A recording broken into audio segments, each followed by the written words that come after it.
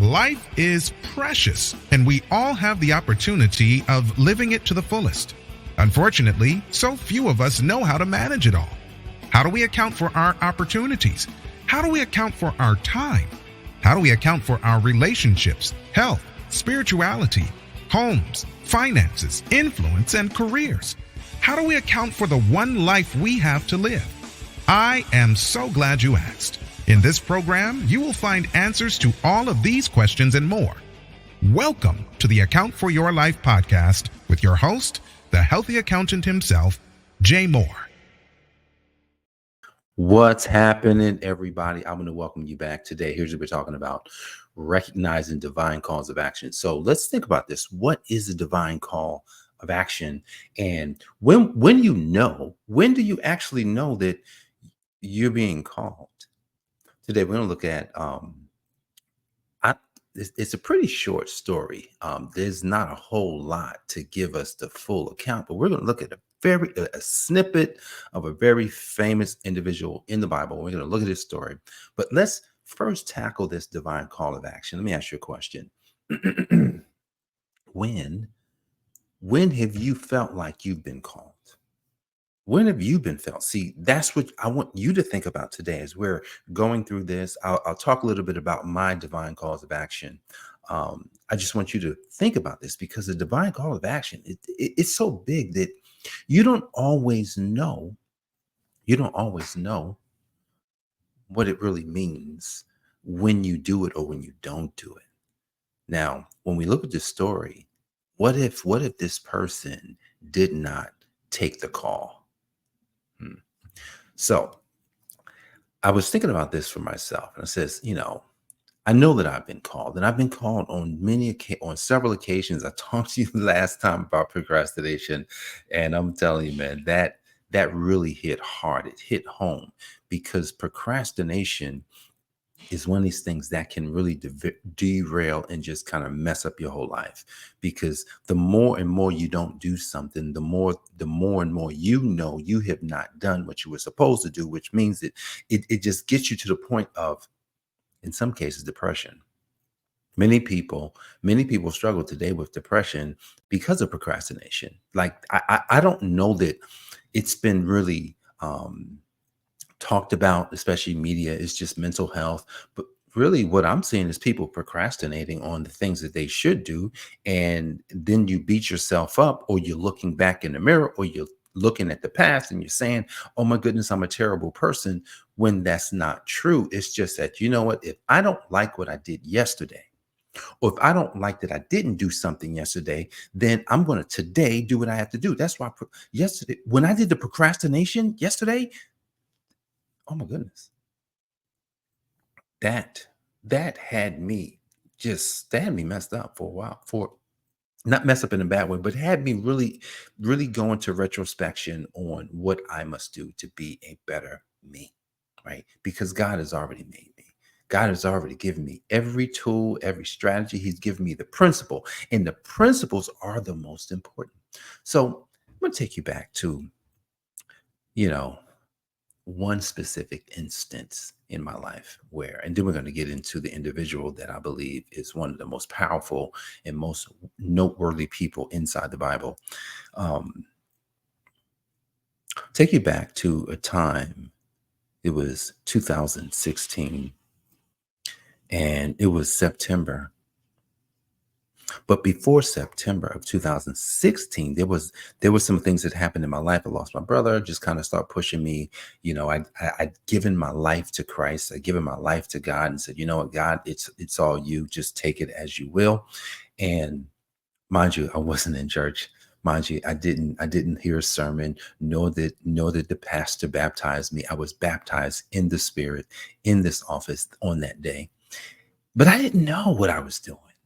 And so that was the start of a call. And then when the call really comes in, there's something crazy that has to happen with the call. And so the call was, why don't you go to your wife, who said that she would never leave that job that she has? Well, not really never, but she would be there through retirement and through your son's graduating from college, which neither, hadn't even gotten to college yet. He says, why don't you go to her and why don't you I could see God laughing. Why don't you ask her to leave that job? I'm like, well, what is wrong? I'm like, what is wrong with you? Why would I do something like that? Like, you telling me that we won't have free tuition and we won't have her income. Those are two major stepping stones. How in the world is that going to even be possible? It's just kept calling me. You ever heard the phone ring and you didn't answer it? And I'm not trying to answer the phone. The phone keeps ringing like it's ringing every single day. And I'm just like, I ain't saying nothing. Until one day, it just says, just blurt it out. See, I was in a mode of personal growth. And I say, well, honey, I believe that the business is going to grow and we're going to make a bunch of money. And I'm talking. I'm giving her all this stuff and she's listening, but she's not too sure. And then I quote the scripture that I have no clue of quoting. And she says, okay, I'm going to do it. And then she did it. Wow. She did it. See, that was a divine call. See, I don't know what would have happened had I not answered the call, had I just not did it. Just imagine not answering a call of something that's important. And then all the other subsequent things don't happen. All right. So if that doesn't happen, if I don't do that, then it's possible that I'm not working with the people that I'm working with now. It's possible that I may not have changed my thinking because I would not have had the proof that I needed to know that it doesn't matter. I can get to where I'm going. And so you just don't know, but you can kind of start trying to put the pieces together. So I'm gonna take you into I'm gonna read part of a chapter, just one verse. But here's the background, right? The background, the person that we're going to look at today is Moses. And I went back into Exodus, and the story is very short. Exodus 2 is when Moses is announced, meaning they're getting into the fact that there's been this decree inside of Egypt, and they're coming to get the kids, and then they go into this one family, and then this one baby who is miraculously saved and goes into the house of the Pharaoh, right? But here's the thing. In the quick story, because it's only in chapter 2 that the whole story of Moses prior, like the whole Egypt version of it is just chapter 2. And I'm saying, like, man, there's a lot of things missing here. There's a lot of things missing, but it doesn't matter because it wanted to get to the divine call. So he lives a whole life. He lives a whole life in Exodus 2, Exodus 3. And in 4, it says, and when the Lord saw that he turned aside to see, he's at the burning bush, God called unto him out of the midst of a bush and said, Moses, Moses. I'll say it again, Moses. And he said, here am I. Go back and read that for yourself. We're not here to go into all the nuances of what's in there, but we're going to talk briefly about this call.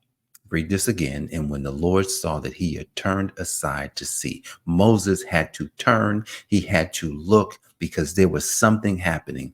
There's a bush that's actually burning, and he was paying attention, but something was weird. And then he heard a voice, and God called unto him out of the midst of the bush and said, Moses, Moses, Moses.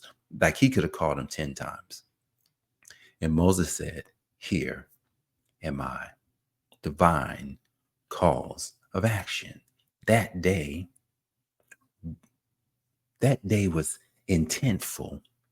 If we look at who God is, God knows the beginning. At least this is what we believe. God knows the beginning from the end. So God knew the steps that Moses would have to take to get to the point where God would literally show up in his life and to call him in a way that only Moses could hear, because Moses would have to be there where God was, which was in a bush, burning, showing himself.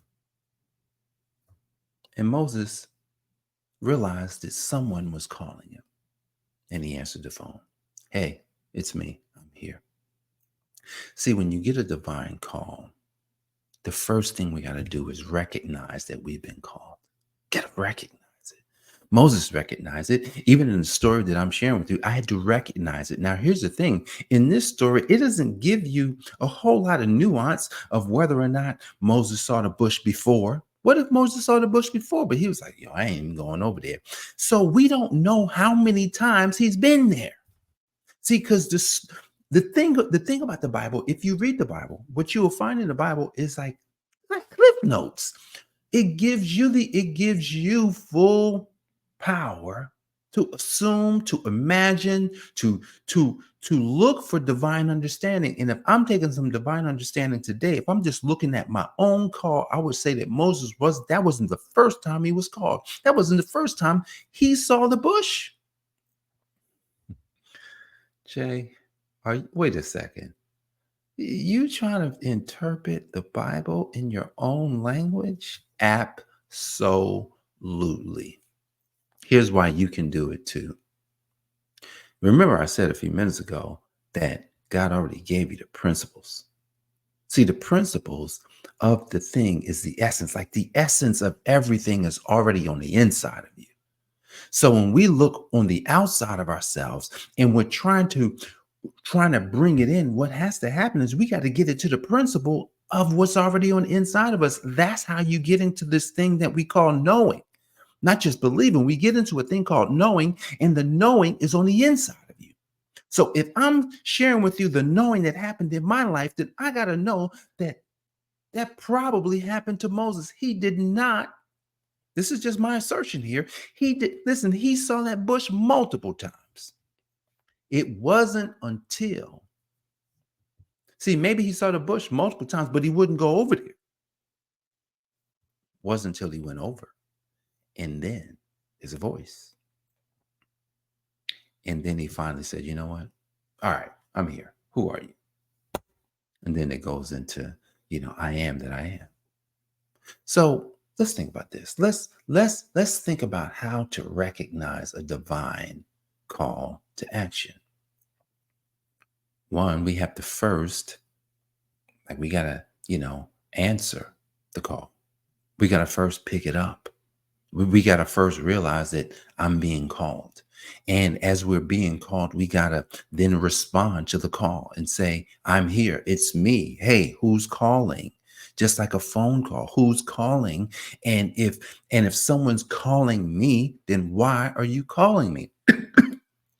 That's a really good question to ask, because if I'm being called, if God is asking me, God says, hey, get your wife to leave her job so you guys can work. Why are you asking me to do that? See, sometimes the answer is not going to be what you want.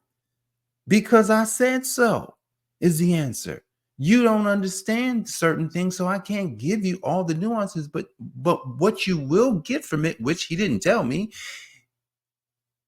you're going to get like you and your wife, you're going to be able to come together.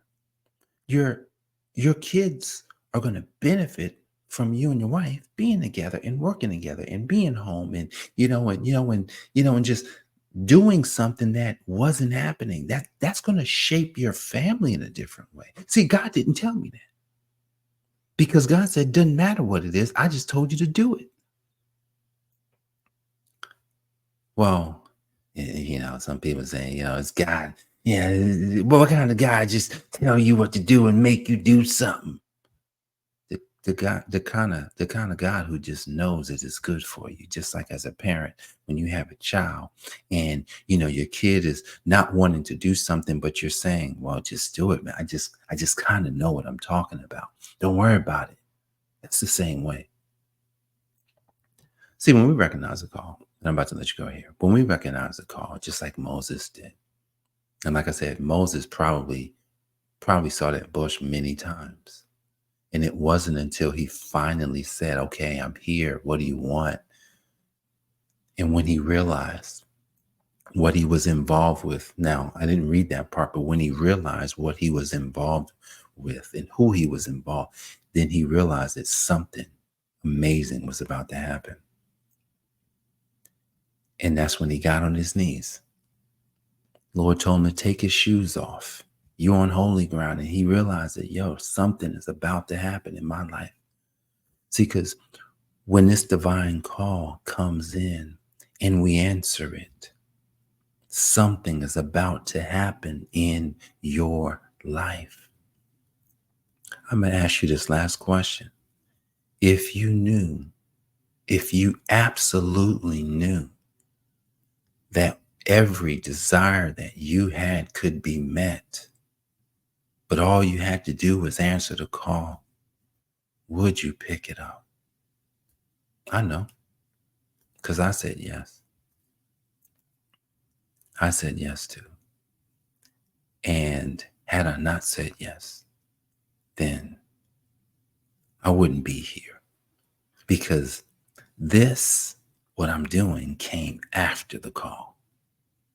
So there's a sequence of events that comes as a result of every call to action that you get. The question is, will you accept the call? Guys, I appreciate you for joining me for another episode of the Account for Life podcast. Jay Moore, the Healthy Accountant, helping you to account for your life. God bless, and I'll see you on the next episode. Peace. Thanks for joining us, listening friends. We are so glad you invested this time with us. Always remember, you only have one life to live, so live it to the fullest. This has been the Account for Your Life podcast with your host, the Healthy Accountant himself, Jay Moore. Until next time, make it a great day.